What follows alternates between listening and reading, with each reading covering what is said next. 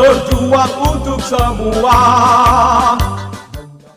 Assalamualaikum dan salam Sarawakku sayang, bersama saya Lia Amira Anarigos. Memulakan berita malam dengan perkembangan Perhimpunan Agung Parti Pusaka Bumi Putera Bersatu PBB Sarawak ke-15. Yang di-Pertua PBB Datuk Patinggi Tan Sri Dr. Abang Abdul Rahman Zohari Tun Datuk Abang Openg mengalu-alukan penubuhan pergerakan belia PBB dan yakin golongan itu akan memihak kepada parti keramat itu. Katanya PBB juga menyediakan masa depan yang cerah dan kukuh untuk golongan belia melalui penubuhan dana kekayaan berdaulat. Kita welcome 1828. Kita hendakkan 1828 bersama dengan kita. PBB memang berkehendakkan mereka. Hari ini PBB menyediakan masa depan untuk mereka. Kita tubuhkan dana berdaulat untuk mereka, termasuk mereka yang belum lagi lahir. Di dalam proses ini adalah untuk masa depan mereka. Biar kita bekerja hari ini untuk mereka. That is why we are not afraid. They reduce the voting up to 18. We know the 18 also with us because we care for them. Beliau berkata demikian semasa berucap dalam majlis perasmian Perhimpunan Agung PBB ke-15 di Pusat Konvensyen Borneo Kuching BCCK pada Sabtu. Katanya dalam memastikan visi menjadikan Sarawak wilayah termaju pada 2030, anak-anak negeri ini digesa agar terus menuntut ilmu pengetahuan yang terkini. Kita tuntut apabila seluruh rakyat Sarawak mempunyai pelajaran, sukatan pelajaran yang terkini, maka Sarawak insya-Allah akan menjadi wilayah yang termaju pada 2030. Sementara itu, Datuk Patinggi Tan Sri Ahmad Zohari yang juga Premier Sarawak mengingatkan ahli-ahli PBB agar bersiap sedia menghadapi pilihan raya umum PRU ke-15. Selain itu, beliau juga mengingatkan ahli-ahli PBB agar tidak leka dengan kemenangan pada pilihan raya negeri PRN yang lepas dan berusaha dengan lebih kuat untuk memastikan gabungan Parti Sarawak GPS menyapu bersih 31 kerusi pada PRU nanti. Mudah-mudahan PBB akan terus siap sedia menghadapi PRU.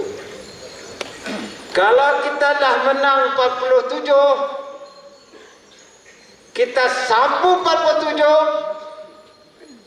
dan jangan terlalu sombong dengan kemenangan, tapi kerja kuat secara humble. Kita menang 76 daripada 82 menerusi GPS ngandalkan kita.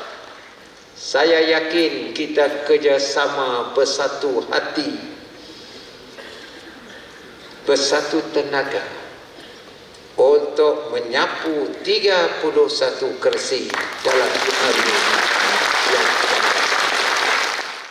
Sementara itu, Datuk Patinggi Tan Sri Abang Zohari mendedahkan negara Singapura berminat untuk menjalinkan kerjasama dengan Sarawak untuk mewujudkan pusat data di negeri ini. Katanya sebagai balasan, Singapura mahu Sarawak menyalurkan bekalan elektrik ke negara itu. Saya madah dengan Singapura, Sarawak can only give you certain amount up to the maximum of 1,000 megawatt, not more than that. But if you have any investment requiring energy, you bring to Sarawak. Mereka bersetuju. Tahu kita, data, center data is the nerve of digital economy, data center. Tidak Microsoft, tidak Google, tidak Amazon. Dan mereka berkehendakkan power. Singapura mungkin tidak dapat mengeluarkan power. Why not we work together, collaborate? Let Microsoft, Amazon, all this come to Sarawak and have their data center in Sarawak. Sementara itu, Premier Sarawak menegaskan PBB bukan lagi parti kampung. Sebaliknya telah melangkah ke hadapan seiring dengan apa yang berlaku di dunia hari ini. Katanya, ini dibuktikan apabila Belanda menjemput beliau berucap dalam sidang kemuncak dan pameran hidrogen dunia 2022 di Rotterdam, Belanda baru-baru ini setelah melihat potensi Sarawak dalam pengeluaran tenaga diperbaharui seperti hidrogen dan karbon. Dan hari ini tanyakan tengah, tanya Douglas, orang luar malah datang ke Sarawak. Baru hari dulu. Si perasa.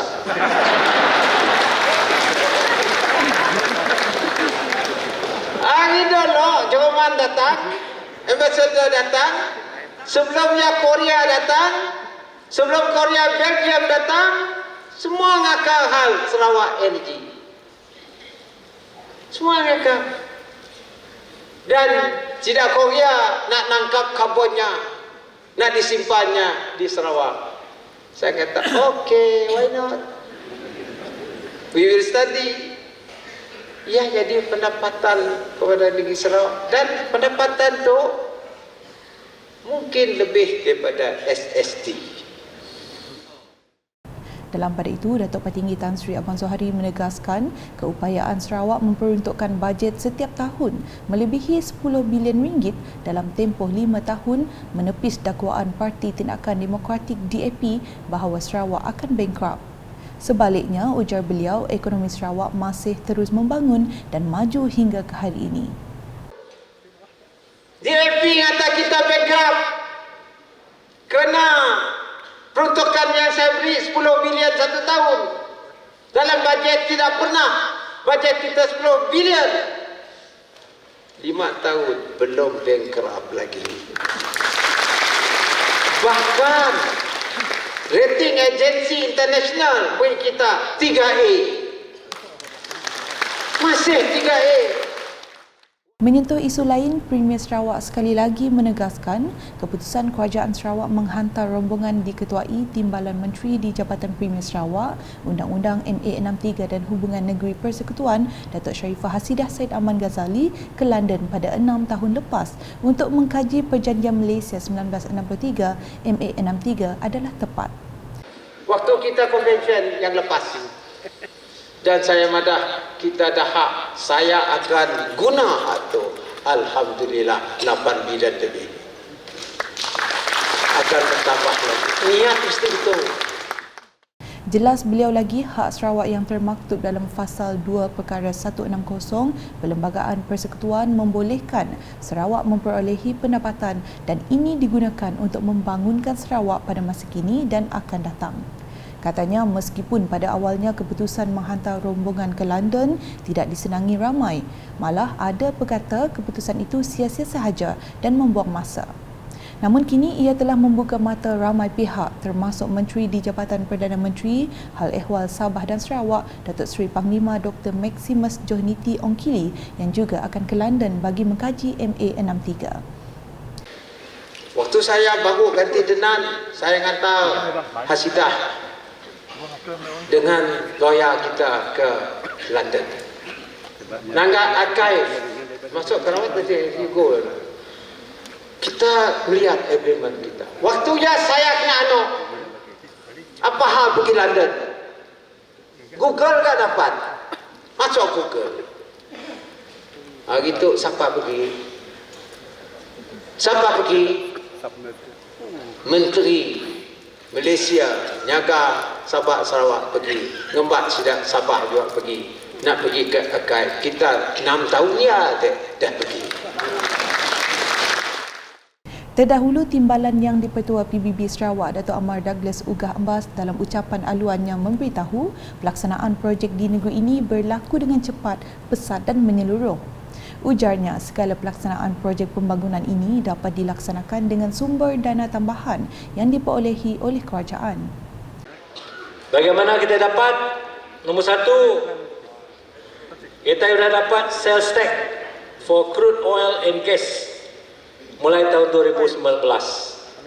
Berapa kita sudah bayar oil and gas company sampai sekarang? Ringgit Malaysia 8.54 bilion, tuan-tuan dan puan-puan. Dan kita ada alternative funding. Kerana kita nak mempercepatkan jalan raya, api elektrik dan sebagainya, maka Development Bank of Sarawak ditubuh. Dan bank ini bukan bank pakai orang nyimpan deposit for your saving account, tidak. Ini khusus ditubuh untuk membantu kerja negeri meningkatkan aliran dana supaya projek-projek dapat dipercepatkan di seluruh negeri Sarawak.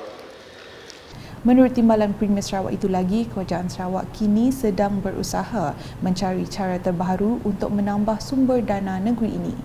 Tambahnya, semua pencapaian itu disebabkan PBB dan Kerajaan GPS dipimpin oleh seorang pemimpin yang berkebolehan, berintegriti, berwawasan, berani, tegas dan pintar mencari punca hasil untuk Sarawak.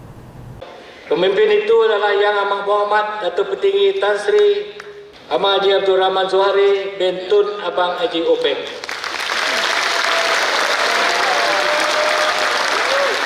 Tahniah for all, and hari ini juga kita mengucap terima kasih kepada Yang Amat Berhormat, boleh sebut Abang Jo, Abang Jo. We all thank you for what you have done for Sarawak. You jaga, your kepimpinan telah pun meletak Sarawak sebagai satu negeri, satu wilayah yang dihormati di rantau ini. Sehingga Yang Amat Berhormat dijemput untuk bercakap di Singapura. Laporan seterusnya, Sarawak bakal menyediakan perkhidmatan terbaik dengan fasiliti perubatan kanser kelas pertama kepada rakyat khususnya penghidap penyakit berkenaan. Timbalan Premier Sarawak merangkap Menteri Kesihatan Awam, Perumahan dan Kerajaan Tempatan MPHLG Datuk Seri Profesor Dr. Sim Kui Hian berkata, usaha kerajaan membina pusat tersebut adalah bagi menjamin perkhidmatan kesihatan menyeluruh kepada rakyat. Yesterday, the land and survey director just WhatsApp me and called me. We are given another 30 acres of land next to the heart center for the cancer center. And then this morning, the LCDA also kind of speak to me because they got another 79 acres of land opposite the heart center. So we try to plan all this for. Hopefully, you don't need to use it, lah. You know? But in case you need to use it, right? At least you know that the best facilities, the best service are going to be available for you, even though we are in the jungle of Borneo. Beliau berkata demikian semasa berucap menyempurnakan Majlis Kawai Raya 2022 MPHLG Sarawak bertempat di Dewan Convention Hotel Raya di Kuching pada Jumaat. Datuk Seri Dr. Sim menambah Pusat Kanser Sarawak akan dibina berdekatan Pusat Jantung Sarawak di Kota Semerahan. Dalam majlis sama, beliau telah menyempurnakan penyampaian cenderamata kepada pegawai yang berpindah keluar dan tamat tempoh sangkutan di kementeriannya sebagai tanda penghargaan termasuk penyampaian hadiah King and Queen of the Night.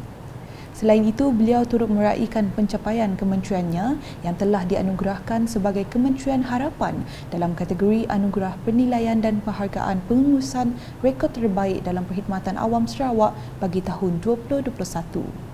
Manakala di Darul, Ahli Dewan Undangan Negerinya Safi'i Ahmad bersama beberapa agensi yang terlibat telah mengadakan lawatan untuk menentukan tapak projek bina baru Masjid Kampung Tebaang Darul pada Selasa. Ketika ditemui, Safi'i berkata sebanyak 4.6 juta ringgit telah diperuntukkan oleh Premier Sarawak Datuk Petinggi Tan Sri Abang Zuhari di bawah projek rakyat.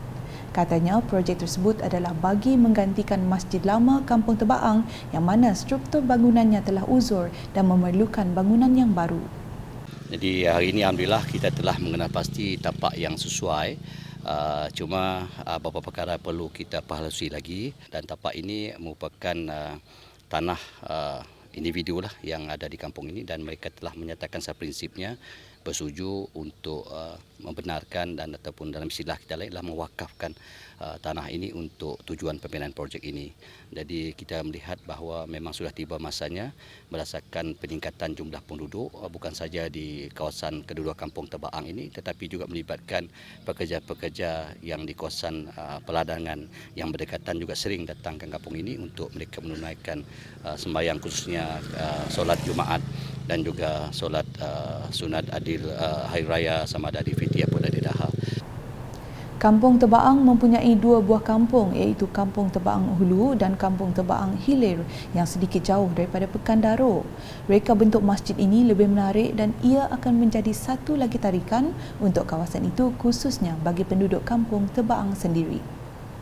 Sekian edisi malam bersama saya Lia Amira. Berita lebih lanjut boleh didapati di semua platform media sosial UKAS termasuk portal ukas.sarawak.gov.my dan UKAS channel di YouTube. Salam UKAS.